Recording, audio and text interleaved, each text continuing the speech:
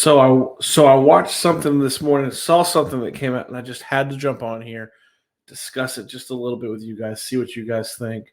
Mock draft season's obviously here, and saw the craziest one from an extremely respected person. We're gonna talk about that more on this episode of the No Horsing Around podcast.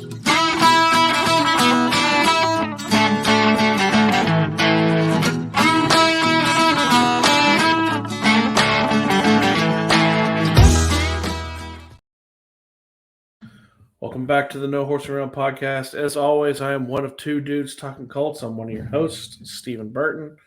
And on today's episode, you guys, I had to get on here. I had to talk about this, right?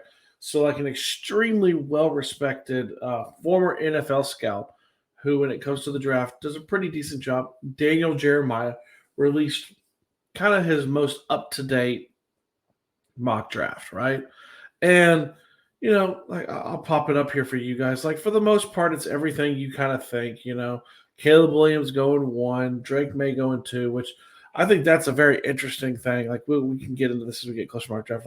Washington doesn't have a coach, so it's hard to know exactly what they'd be looking for. New England has their coach, Jaden Daniels. We can talk about that too later.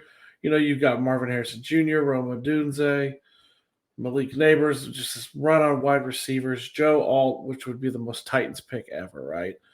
And you kind of keep going, go down. Jared Verse is a name that I love. I've seen mocked to the Colts.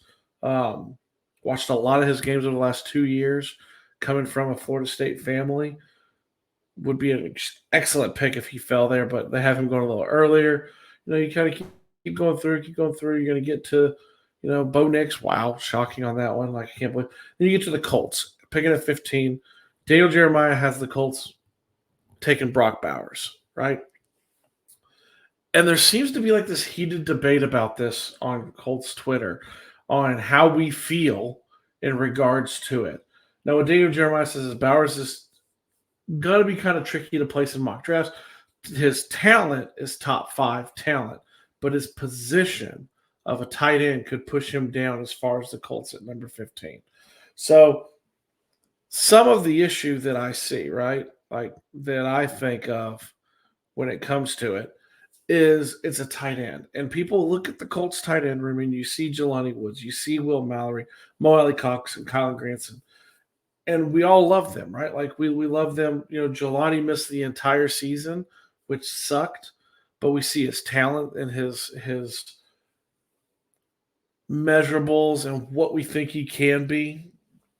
Will Mallory played really well. It was a later round pick. Kylan Granson has done well, but as someone pointed out, he has 1 touchdown in his career, right? And then you have Mo Alley-Cox, who is the perpetual. They're going to cut him.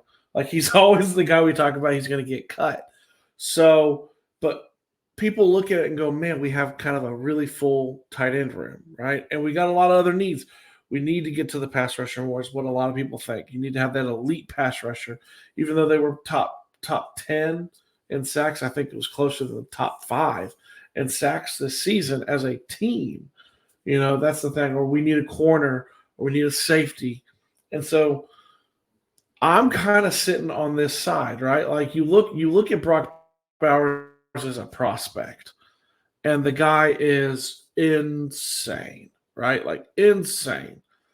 His first year at Georgia as a freshman, 882 yards, 13 touchdowns. He also rushed for a touchdown as a tight end, right? As a sophomore, he had 942 yards, 9 touchdowns, and he rushed for 3 touchdowns. And then last year, in an injury-shortened season, let's keep this in mind, right? He played in 15 games of the first 2 seasons, 15 and 15. His last season, he played only in 10. He had the ankle injury. I believe he had the tightrope surgery Tua had. And he still had 714 yards and 6 touchdowns, you guys. 714 and 6, right? That's insane numbers to think about, right? He has immense talent when it comes to what he can do. And I'm of the belief that if he were sitting there at 15, you absolutely take him, right? I think you got Michael Pittman Jr. feel really good about. I think we've seen the skill set for Alec Pierce, and I think you'll see it more in display when Anthony Richardson comes back.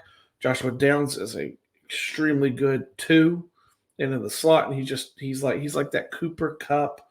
Y'all know I love Josh Downs from last year, right? There's not enough good things I can say about him.